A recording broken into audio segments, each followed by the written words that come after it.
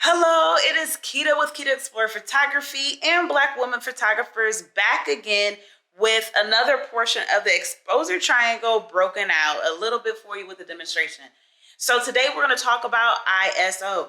ISO, again, is the camera's sensitivity to light. So the higher your ISO number, the brighter your photo is going to be.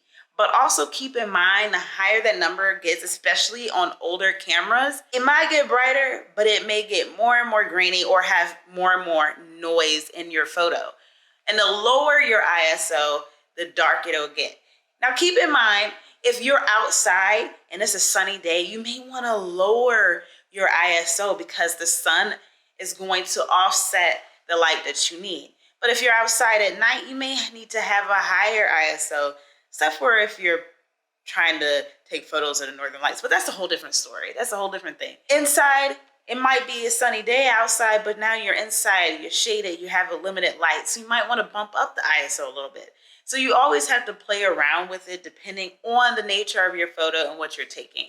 So for today, for this example, I'm here and I have this little souvenir of the Eiffel Tower that I'm going to take a photo of.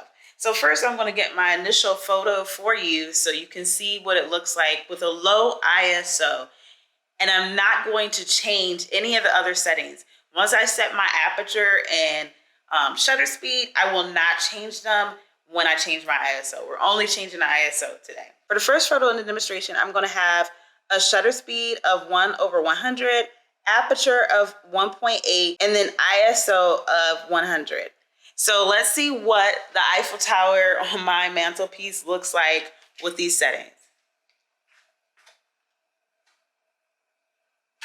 So it could be a little bit brighter. It is a little darker in here. It is nighttime. Not my favorite look of my little cheap souvenir Eiffel Tower up here. But let's see. Let's increase the ISO to something crazy. Let's just increase it to 1600 and see what happens to the photo. Look at how much brighter the photo is. Like the wall, you can't even see like the imprints, the decoration in the wall anymore because it's completely blown out and all of it looks white. It's still not my favorite photo. But as you can see, increasing the ISO from 100 to 1600 or 1600, you're going to get a way brighter photo. Now, luckily in my case with this camera, I don't get noise or graininess going up to this level. Definitely be cautious of it when you're increasing the ISO because you will get more noise in it. So low ISO, darker the photo.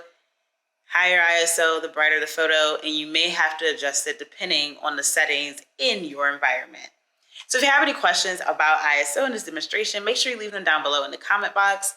And if you have any requests for future topics for this educational series, leave them down below as well. We will add it to our list and get to it at some point. Or hopefully at some point. Thank you so much for watching. Make sure you stay tuned to our next educational series. We will finish up the exposure triangle by talking about shutter speed.